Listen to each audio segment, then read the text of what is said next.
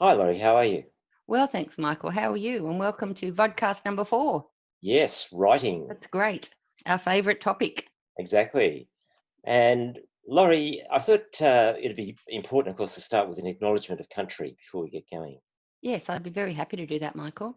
I Mm. acknowledge the traditional owners of the lands on which we meet today across this virtual space. I come to you from Wanneroo lands in Maitland, but I work in Newcastle on the Awabakal lands. And I'd like to use some of the Awabakal language that I've learned from kids at school to say hi to you today. Nunda kumba kumba. Lovely. Thank you for that. And I come from the Gadigal country of the Eora Nation, and it's where I both live and work. And we acknowledge that we're meeting on Aboriginal lands, and this land that we're meeting on is and always will be Aboriginal land. Yes, I agree completely. Okay, well, probably a good place to begin, Laurie, is by looking at this whole idea of how writing has changed. And certainly the kind of writing that students have to negotiate today in today's world is very different to the sort of writing we might have done when we were at school. And that's because we've had this digital revolution, which has completely changed the whole nature of communication. It has. With global communication now, of course, it means that students can communicate with this technology to an audience around the world, potentially. And that's very exciting that you have this opportunity to use it to communicate with such a range of audiences. I think we're just starting to realise that power that we have at school to do that. Exactly. Yeah, Yeah. we can go a lot further there, and I'm sure we will as we become Yeah. more competent at that. Yeah. And of course, the communication now is instantaneous as well. You know, unlike say communicating overseas previously through letters and perhaps even phone calls, now we can do an instant written communication as well. And that's kind of both exciting and a little bit scary at the same It time. is. Have you Because, ever made a mistake? oh, of Has your course, email been misconstrued or something? Yes, mine has of too. Or course, sometimes I press it when I haven't finished often, and sometimes I don't read the end of emails, and yeah. it, the message I got is not what was intended at all. Yes, I We have can to see teach that. kids. That's part of literacy now, isn't it? We have to Exactly, teach yeah, kids all of those things. yeah. But I And I think think your main point is that our world has changed and the way we write has changed because exactly, we yeah, have these digital tools in our lives. exactly. And just looking at the picture there you showed me on your screen reminds me too how the multimodal nature of this communication, that it's not just written, but it's very often visual and spoken components that are actually comprise these sorts of texts that students are working with. And we And had that quandary, they'll didn't do we? this in their lives and their work in the future. This Yes, is going to become an increasingly important aspect of communication, very this much so. multimodal nature of it. And as an example, we had that quandary when we decided with our webpage whether to go podcast, sound only, or vodcast Yes, and visuals. And we decided on vodcast because we wanted to show books and show some of our work samples that you exactly, can't do in podcast. So exactly. that was, everybody has that quandary. There are advantages and disadvantages to each type of text Mm, in terms of that multimodal nature, aren't there? That we exactly. have Yeah. to consider. It's great for students also to have those kinds of choices when they come to communicate. We've I also seen agree. this rise of social media and the decline of mass media, and this kind of is a very empowering thing for the individual, because previously it was other people, authors and television production teams and whatever, that had the power of communication. But now each individual person also has that power through the global communication, and that's I think something again which can make students feel more powerful as communicators. A funny anecdote that happened to me last term in stage 2. I was working with colleague Sean, who must have been 28, and I talked about the newspaper that was in the text, the unit that you wrote, Hmm. Beating the Odds, and the little boy was reading the newspaper. So I asked the question, who reads the newspaper to the students? Nobody. And Hmm. Sean, the teacher, said, I never read the newspaper. I always get the news online every morning. And the Yeah. only person that read the newspaper in the whole class was, and Sean kindly pointed out that with my generation, newspapers will die. Yes, well, we can see it happening in our own lives. Yes, We can see how thin those newspapers are getting, and gradually they're just disappearing, I think. yes. So that shows the changes from newspapers and print media to multimodal and Yeah, online. of course. And just to, exemplify that nature of the changing nature of writing, think about the kind of writing that writers did for traditional texts, print texts. They would write a linear text, like a narrative, for example, that had a beginning, a middle, and an end. And they would tend to write in sentences and paragraphs. Think about, in contrast to that, the kind of writing that a writer might do for the web these days, where it's no longer a linear text. In fact, it's absolutely non-linear, because the reader has control over this text, and they jump in wherever they want to into the text and just get the nuggets of information that they require. So it's all about just-in-time learning, as against the leisurely reading experience with a written text in the traditional sense. And those texts also include things like emoticons and signs and symbols and video clips. And I remember when we wrote our paper about how to write a unit, it was the first time that primary English teachers had to put QR codes in a paper, and that we all had to work out how to do it. So we could share student work samples in videos in a flat paper. So that's a good example. And we did it, didn't we? We did, yeah. That was quite revolutionary. Certainly Which for that. It isn't really, but it was for us. It was for peers as well. Yes. So, okay, Lorri, why then focus on writing? Why is it important? If multimodal is becoming the new normal, why focus on this more traditional kind of writing, which we're talking about today? Well, I think it is timeless, and I think humankind has demonstrated that when you have a look at the messages on the caves, and throughout all cultures and all history. And I had a few little artifacts to share with you today. Yeah, And sure. this is the text, The Alphabetic Principle and Beyond, that I contributed to last year in Primary English Teachers. And Susan Fees, a co-editor of that text, found this beautiful sound letter correspondence chart from 1658. And that's in the text if you want to have a look at it. And it's in Old English. And it spans time, because Old English impacts how we spell words today. So it's very relevant to us. Yeah. And I've got another story too, Michael, to share with you about why writing is important. And goes back to when Europeans first came to Australia.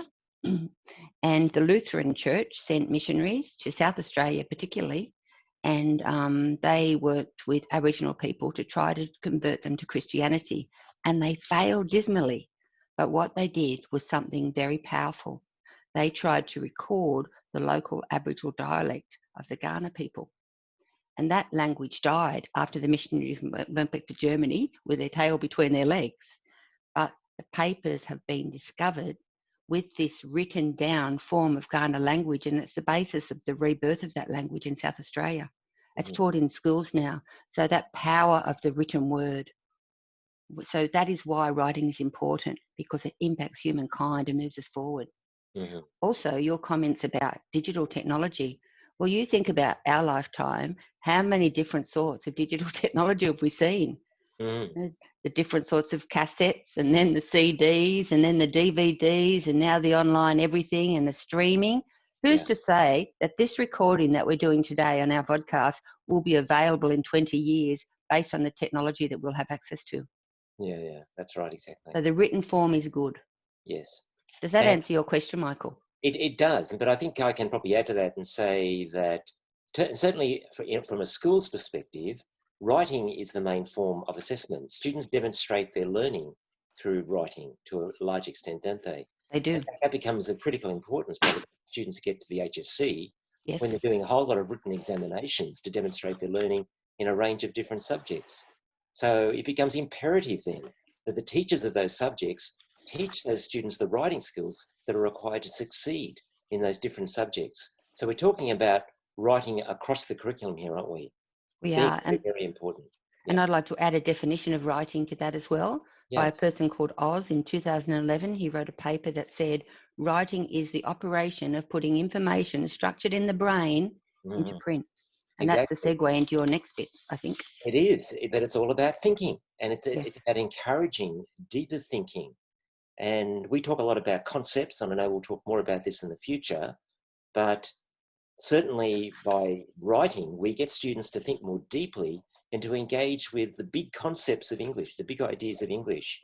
And I think that opportunity that it affords for deep understanding of the subject, I think, is one important reason to engage students in the writing process. I'd like to say something about neuroscience then, and how Sure. quickly this field of science is developing, and how Yeah. we can learn from it in terms of teaching reading Yeah. and teaching English at school.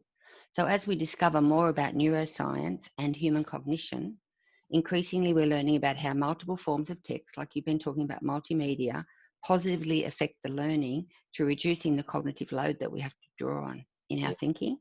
Mhm. Okay, so it results in improved information processing and improved understanding. Mhm. So computers do need to be more of an integral part of the writing classroom. Yes. Okay. Exactly. Yes. So we're kind of saying that writing is important. The traditional skills of writing are important, even while we acknowledge that writing is also shifting and changing in relation to the technology. And it's exciting. Exactly. And writing is hard. Let's not forget that as well. Of all the different modes of communication, it's the last one we come to in life, and it's the most difficult one to master. So it's not surprising that a lot of students might balk at it, that might shy away from it, that might try to find excuses to communicate in other ways. But ultimately, they do need to become good writers if they're going to succeed at school.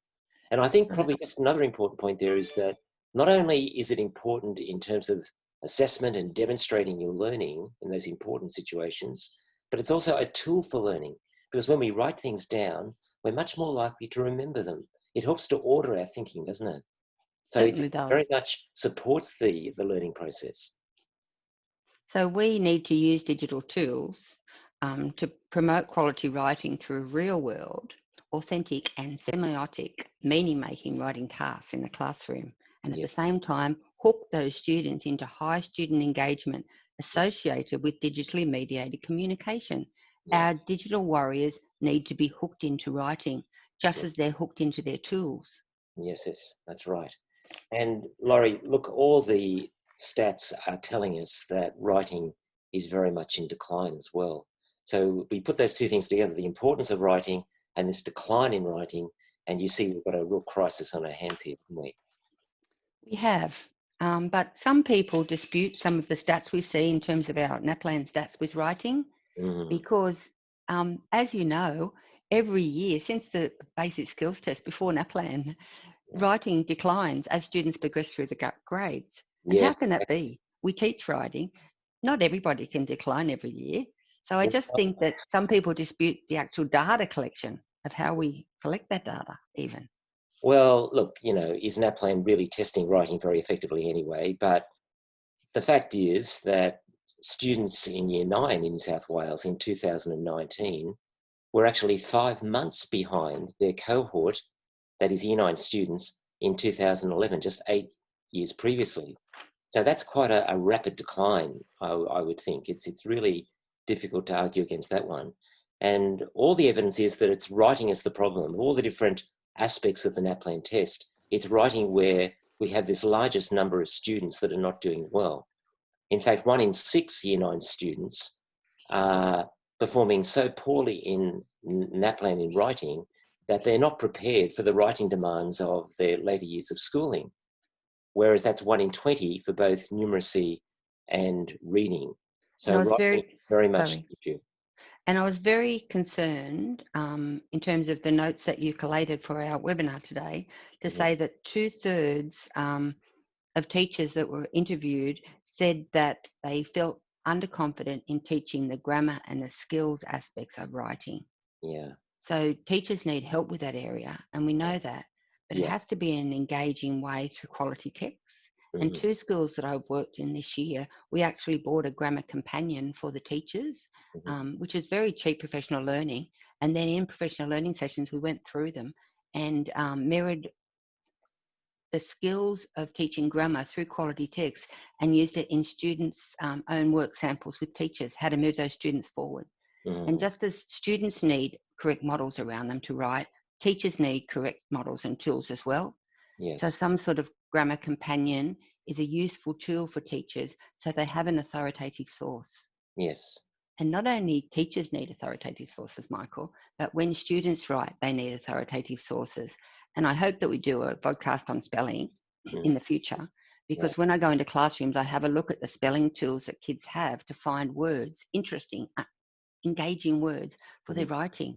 And I see things like word walls and word charts and vocab charts, but they're whole class things. I want kids to have their own individual spelling lists or words and some sort of little personal dictionary they can take from grade to grade with all those exciting words that they wish to use in their writing.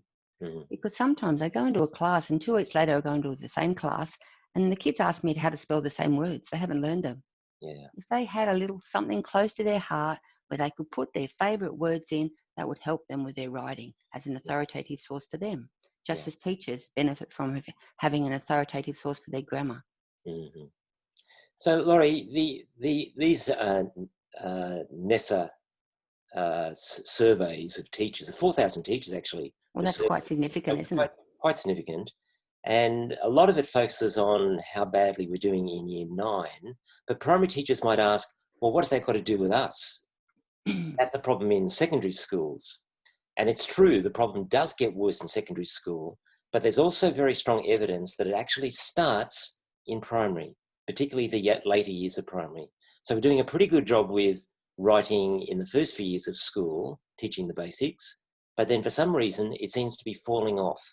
Not in high school, but in the later years of primary school, and then it seems to exacerbate as we go through the secondary years. Because I can talk about New South Wales stats, the trend data in Year 3 is on par with the national results. But then Year 5, there gets to be a gap. Then Year 7, there gets to be a bigger gap. Then Year 9, there gets to be the biggest gap. Yes. Yeah. So it's everybody's responsibility, and it starts from kindy. Yes. Yeah. And all of the syllabuses, if you think about our New South Wales syllabus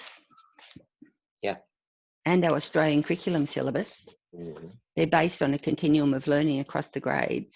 Yes. And that's how we teach writing. So your question is, whose responsibility is it? It's kindergarten teachers, it's Year 1 teachers, all the way up to Year 12, quite clearly, across the KLAs, isn't it? Of course, everybody has to play a part in fixing this problem.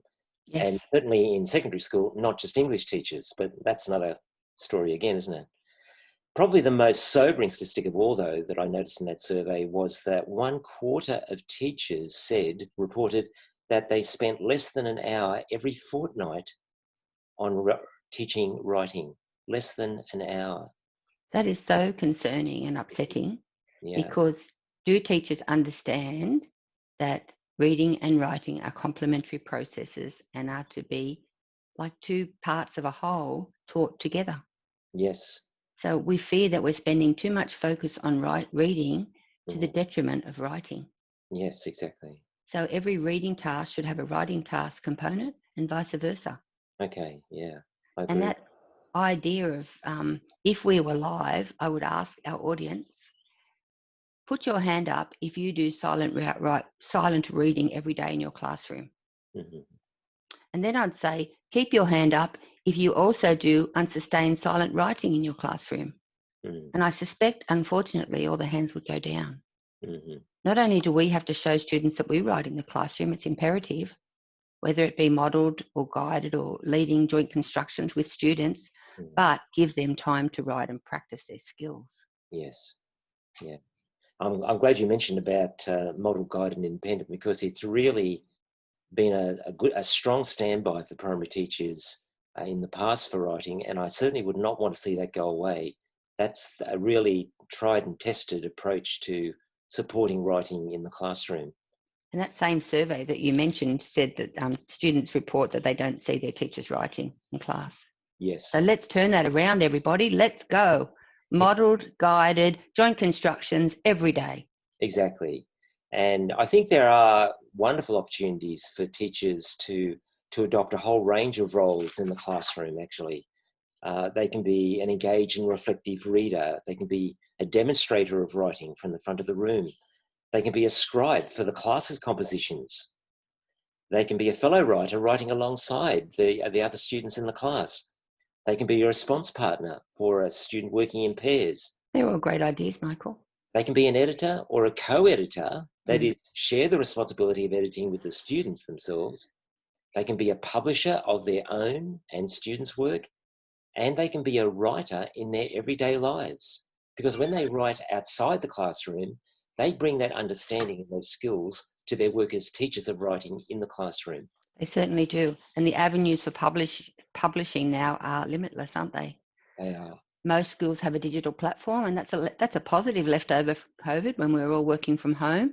People have things like Seesaw and their Google Classroom and their Microsoft Classroom program OneDrives, and kids put their work on these drives and can share them with their parents and their families and other classes in the school. Even digital newsletters are quite common now, which is great too. Yes. So the whole Lorri, world. giving students opportunities to publish their work kind of makes the writing process meaningful, doesn't it? Certainly does. If there's no reason for writing, why would you bother? And a lot of kids Exactly. feel that way, don't they? Exactly. You know, we talked about how engaged students are in the digital technology. And why is that? Why do they love communicating in that way? Because it's purposeful, because they're using it to communicate to a particular audience. And they also get a response to it. And that's Where their preferred mode exactly. that's But their when they're preferred doing mode that because in the they're digital natives. Yeah. exactly. But when they're writing in the classroom, though, so often, unfortunately, it's not for any real clear purpose. Sometimes it seems like they're just writing to please the teacher because the teacher's required them to do this task. And very often the audience is only the teacher. That's the only person who actually gets to see the finished product of their work. So that needs to be extended a little bit, doesn't it, Michael? There Yeah, has to be a that lot. audience and purpose in every writing task so Exactly. students can see the relevance. And Exactly. any digital tools that we can use or give students choice in terms of quality teaching. Give students choice about the mode that they use. So it doesn't always have to be writing in a book, or it can be Yeah, writing in a book initially, and then that can lead to something more exciting, some exactly. sort of digital platform. Yeah, let's let students experiment with writing. Let them try different ways of doing it, and until they find the modes of communication that are effective for them. They And the can, modes are limitless, aren't they? I know you and I, in some of our presentations, we've used some of these digital tools, and then a few weeks later, there's other ones on the market and other ones on the market. You know, kids are ahead of us there. Let them teach us, and let us be brave enough to let them teach us how to use them. exactly. Yeah. So I think writing is all about giving students an authentic experience, writing for a real audience and a real purpose, and actually getting response to their writing from real people. I think that's what writing is all about. I mean, that's writing is a social activity, and we need to put it back into a place as being something that is really done for a purpose. And And texting is quite a great example of that, isn't it? exactly, yeah, it's a kind of writing that's been attuned to suit that particular context very clearly. Yeah, Short, succinct, to the point. exactly. Meaning is clear. There's a great skill in that. And That's yet, right. other kinds of writing, students will have the leisurely experience of writing something of greater length and really enjoying the writing, taking the time to develop it and make it as good as they possibly can. And if you take that a step backwards to Instagram, there are a few words, they're all pictures. So that gets us into that digital, Yeah, the visual grammar, doesn't it? Visual literacy, it which will does. be a topic for another day as well. Yeah. Lorri, there's a great book around which I use a lot when I'm working with primary schools called Effective Writing Instruction. And the subtitle is Evidence-Based Classroom Practices. It's by Alison Davis, who is a New Zealand-based academic and author. And I think this book is terrific because all the different strategies that she refers to in the book to support the teaching of writing are certainly backed up by the evidence. And I think that can give teachers a lot of confidence when they come to use a book like this. But she talks about a lot of these strategies that we've been discussing and others as well. And I think it's really helpful to use a text like that if you want to teach writing effectively. On my shelf too, Michael, Excellent. which is Yes, great. it is a very good one. I would like to take a minute to make a plug for our professional association here, please. Yeah, sure. The Primary English Teachers of Australia, their last 3 annual conferences has been focusing on writing. And one happened last week that I attended. Misty O'Donoghue 2 years ago asked the audience, of which I was part, let's put the magic back into writing. How can we do that? Mm-hmm. And it's all about, making kids excited about writing and building up the suspense around the writing lesson and all of those things. And it was a wonderful, wonderful Mm-hmm. conference. But primary English teachers realise that we need help with writing. And in the last 10 years, these are the books that they've published on writing, Yeah. which is pretty amazing. Yeah. And two that I've used most recently were the Teaching with Intent 2. Yes. And it's about taking quality texts and using them as scaffolds to scaffold student writing. Mm-hmm. And I recommend them highly. They're great. That's great. Also, It's that connection between reading and writing, doesn't it? yeah, and all of that's the message that we want teachers to have. It shouldn't be separate. It shouldn't be once a week like that sad story you told us. It shouldn't happen. It should be every day. And I know I don't like to say should because I'm talking about my peers, but we all collectively have that responsibility to make sure that it happens every day. Exactly. Lorraine McDonald's book, she's looked at a couple of contemporary texts here, that mainly stage 2 and stage 3. Great, tells us how to teach reading and writing using those texts. And then the skills, you can't get past the skills. We talked about the grammar companion, but the skills aspect to build teacher skills so they can teach writing effectively is important. And we have some things that do it well. Yeah. We've looked at multimodal literacy. Mm-hmm. And then that writing like a writer. Have I got time to tell a little story, Michael? Yeah, Libby Gleason. Yeah, great. I was in Queanbeyan a couple of years ago working, and Morris Gleitzman lives in Canberra, and he was coming to do a middle school session on writing with Queanbeyan High School and their feeder schools. I wasn't invited. That tore me up. But I went after school to that school to find out what happened and also to run some other professional learning. And the teacher told me a story about what happened at the beginning of the day. At the first activity was a human continuum where students had to stand. This is all of the feeder primary schools. There's about 8, I think, and the local high school. Stand and go to, with their body, vote with their body, go to an area of the room where they can show how they feel about the teaching of writing at school. Are they a good writer or are they a terrible writer and they hate it? So all of the kids that went down the left-hand corner hated writing and felt they were hopeless. Mm-hmm. And all the kids on the right-hand corner thought they were good writers and they could place their body anywhere in between. Where do you think everybody went, Michael? I think they went that direction. They did. Everybody said they were hopeless writers and they hated writing at school. And I look at this digital age and I think, why? They're writing all the time on their phones. Yeah. Anyway, Morris Gleitzman came in for the day and motivated them so strongly. He told them all the magic tricks and why he loves to write and how they can get that magic into their writing to get the magic back, just like O'Donoghue said.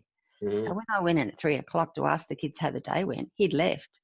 But they were so excited. They were jumping out of their seats trying to share their stories. Yeah. So we have to get that level of love and excitement in our lessons. Exactly. It's up to us as teachers to engage kids in the writing process. It's a hard job, but it's a wonderful job and it can be done. I saw it. Mm-hmm. That's what I wanted to say. I thought that was a good story. Yeah. No, it is a great story because it reminds us that teaching writing is not just about teaching skills. It's a lot more than that. And you've got to get students to really appreciate writing, to see the value of it, and to just fall in love with it. And students can use that writing to express themselves and their culture, and that can be such an empowering thing to them. If students don't get to feel that experience and to enjoy that experience, why would they ever want to keep coming back to writing? So I want to responsibility to actually help students find that. I want to reinforce what you just said. It is so much more than teaching skills. Yeah. All of that emotion and the communication and the progression is not always a linear one, as you have already said. Yes, exactly. Let's get that back into our writing lessons. Yeah. Now, Lorri, you've written a really interesting article on the subject of writing lately, which I've had the pleasure of reading. It was in the Journal of Professional Learning, and it was called "What Are We Going to Do About Writing? The Neglected R." Can I ask you just a few questions about that? Well, the neglected R stands for reading, writing, and arithmetic. And we do reading every day in school, but as you've said, and it's quite true, and it came out in that NESA survey of 4,000 teachers, not everybody does writing every day. Yeah. Much to our incredible sadness. So why that writing's been neglected, do you think? Well, the emphasis has been on reading in such a big way, and it might have something to do with some of the standardised tests that we investigated last time, PISA and PEARLS, Kaplan and all of those things that weren't supposed to do this to us, but seems to have done that. And also that reciprocal nature of reading and writing. making it explicit to everybody so teachers understand. If you do a reading activity, you would have a related writing activity with it at the same time. If you do silent reading every day, you'd also do silent writing. And I've mentioned those things before in this podcast, but it is crucial that that happens. And value our written word and share it and love it. They're all important things. But I've got a funny story, like I always have, about why that paper happened. I was running some professional learning, and the director came to meet his principals. It was a principal professional learning day. And it was the week after NAPLAN results came out, probably 3 years ago. And the principals were going around the circle telling about their results in reading and all of that sort of stuff. And Matt, the director, was very tolerant and listened and looked interested. And after everybody finished, he really got down on us all and he said, "Oh, it's great hearing all about your reading and your numeracy." He said, "But what are we going to do about this writing? It's shocking." And I'm a conciliator, and I always try to keep the calm at school. And I said, "I think what Matt means is we need to focus more on writing." He said, "No, I don't. I want to know what you're going to do about writing." And I thought, well, I have a responsibility to share what I know, and that's why I wrote the paper about where we've come from, what we need to know, how we all need to get on the same page, get writing up there in lights, and make sure it happens every day. Yeah. Lorri, you preface all that discussion about writing by looking at how students learn to write. Can you just give us a brief summary of your thinking around that? I can, and I know that we all need a shared understanding of how children learn to write. So I'll be very pleased to do that, Michael. So learning to write is often described as a progression from scribbles on a page to conventional text. But it is so much more, as we just said, linked to emotions and communication, and the progression is not always linear, like we just said. But beginning writing behaviour usually includes exposure to quality texts, models of good writing, surrounding students in classrooms, the importance and the crucial nature of classroom talk. It all starts with talk. Drawing, captioning pictures, students tracing over words, in addition to copying captions, students replicating words around the room and environmental print. At the same time that they're doing all this, they're inventing spelling of words that they wish to use in their independent writing, drawing on their alphabetic knowledge that's developing at the same time, which is very exciting. Students are eager to share their stories, the ones that are important to them based on their growing oral language, phonemic awareness, alphabetic knowledge, and sight word vocab. In doing so, learning about the writing process, like you said before, Michael, through writing. So by encouraging this early writing experimentation, which includes miscellaneous marks, as students master their letter formations, a range of print conventions are learned as well. Students are encouraged to create meaning from print and share the messages that are important to them, fostering that love of writing and utilising their growing graphological and phonological knowledge and awareness of how language works. Lorri, in the article you mentioned that ACARA published the National Literacy Learning Progression in 2018. Can you tell us how you think schools might be able to use that tool? Well, I can tell you about how I've used it recently with Stage 3, Michael. Okay, great. Students have completed their writing task based on a text that we were working on, and they formulated a rubric based on the sub-elements in the progression in creating text, which looks like this.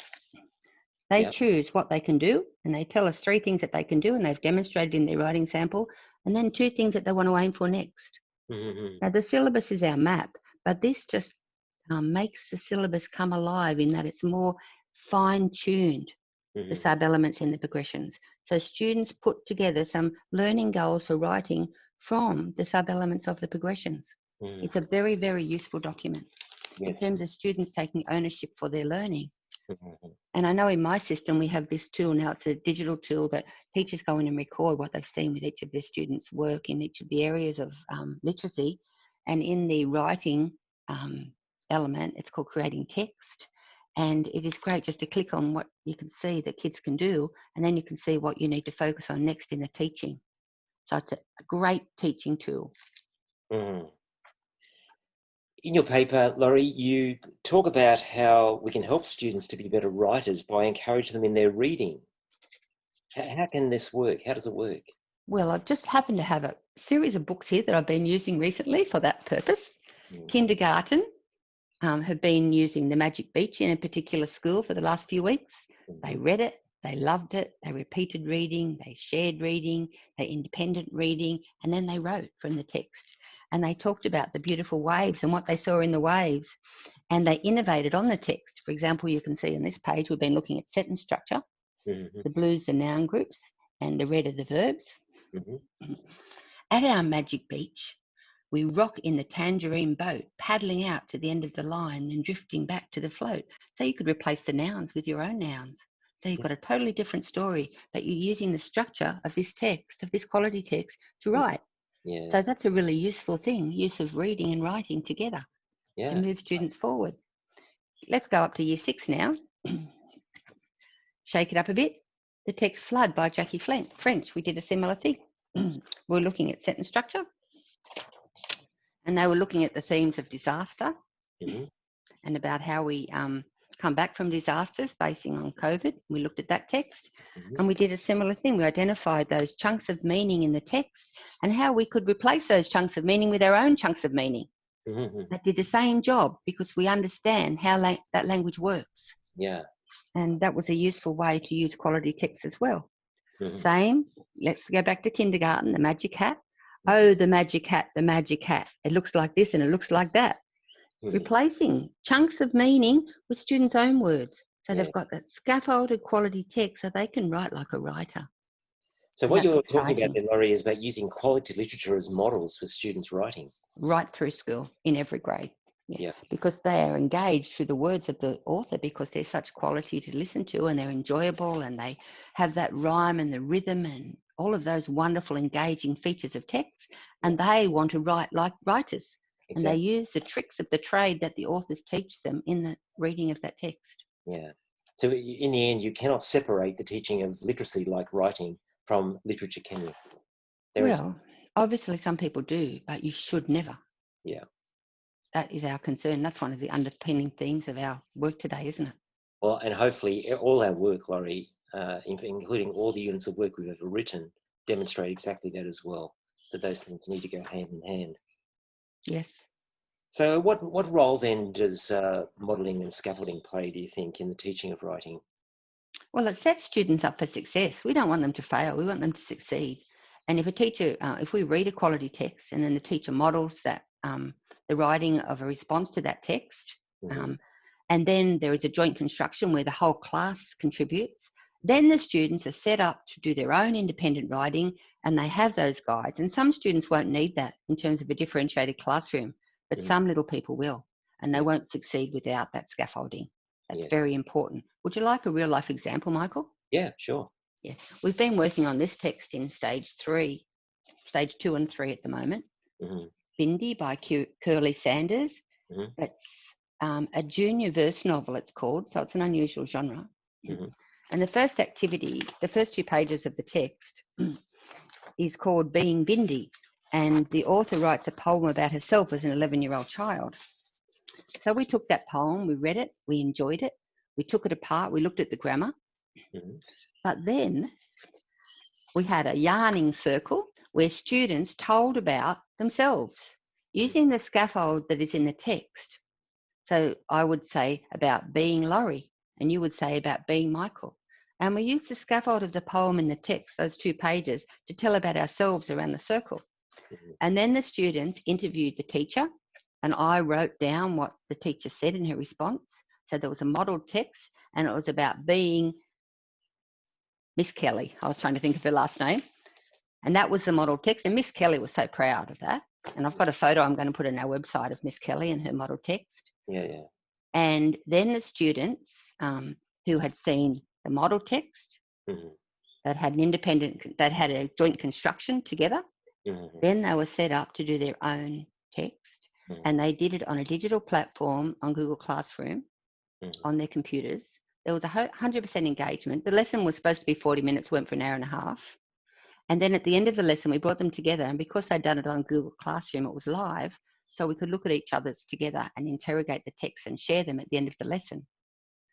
So in terms of modelled, guided and independent, at the end of that lesson, I reflected with the teacher, Miss Kelly, and said, did you notice the high student engagement? Everybody was engaged. And she said, yes, everybody was set up for success. Yeah. And that's the magic. Yes. Okay. Are there any other strategies that you deal with in the article that you'd like to share with us? I just have to think. I think I put together at the end of it, I put together a number. Ends there. So. Would you like to share some of them, Michael, while I find them? Yeah. Look, I think you do Here, talk about this idea of engaging students in the excitement of the big picture of writing, but also taking them aside occasionally to actually teach in like mini skills lessons, particular aspects of writing at point of need. That's true, but I would like to share with you in terms of other strategies about a case study that I included in this paper. I called the school Whittam Public School for privacy of the school, and the school's NAPLAN results went up quite significantly over 3 years. And I went in to find out why. And this is what this school did in terms of strategies. They had a literacy coach that worked in class, shoulder to shoulder, alongside teachers to build up their skills. Also, that literacy coach had timetabled one-to-one time with the class teachers once a fortnight to talk about what she'd shown that person in class, what she'd seen from the classroom teacher's practice, and how to move that practice forward. Mm-hmm. That was valuable because you've got that outside person assisting in the classroom. Mm-hmm. And then this school class teachers were responsible for targeting 3 children's writing every week, and then having a meeting with the principal to talk about that student's writing. And they'd come back in a week's time or 3 weeks' time, I can't remember how long, and show growth for those 3 students. So across the term, every student would be highlighted for writing at least once. Yeah. And the class teacher had ownership, and the literacy coach had ownership, and the principal had ownership. Mm-hmm. So that shared responsibility to show student growth was really important. And then teachers implemented and organised their own peer evaluation. So a teacher that they felt comfortable with and non-threatened came in to observe the writing lesson and gave them feedback on what they saw. And they did the same thing with that person. Mm-hmm. So they got peer feedback on their practice and their students' growth. And that was important. And then the multimodal writing tools that this school used were quite significant. So there was high engagement in writing. Mm-hmm. And this particular school had schools from all over the place would come to visit because they had such documented success. And I remember being there one day, and there was a school from Victoria that came to visit. And one of the teachers asked the teacher with whom I was working, do you do writing once a week or twice a week or 3 times a week? And the teacher was affronted and offended. She said, we do writing every day, and writing is of the highest gravitas. Yes. Mm. That's where we need to get to. Yeah, exactly. So and there's some of the things that school did well. It's great, Lorri, to finish with a success story. Just a reminder to our teachers that we can get there, that it takes a lot of work and collaboration from principal right down to every student in the school working together for that common purpose. And could I have a take-home message today, Michael? Sure. And then you might like to have one after that as well. Okay. Yeah. So the first one is that reading and writing are complementary processes. Like reading, writing needs to be a priority across all grades and all key learning areas every day as a priority, both electronic and traditional writing, to get our message across and make ourselves understood. Mm-hmm. Too often in the literature, it is termed the neglected R. Mm-hmm. And a stronger systems focus on teaching writing is required to improve and move student writing results. That's my final comment. Right. That's a good one. I'd like to finish by saying that teaching writing as a skill, exclusive of other aspects of learning, is not very effective. I think the more we can put writing into a context that's meaningful for students, that gets them excited about using the writing for a real purpose, for a real audience, that to me kind of makes writing real. it makes writing worthwhile in the way that it's worthwhile for real life. And I think the more we can model real life in the classroom, the better we can make that learning experience for our students. So that's my parting message. What great take-home messages we have today. Okay. And in a fortnight, what is our next podcast on, Michael? I think it's going to be on poetry. Fantastic. I love poetry. Great. Okay. All the best. Bye. Okay. Bye. Thanks, Lorri. Bye.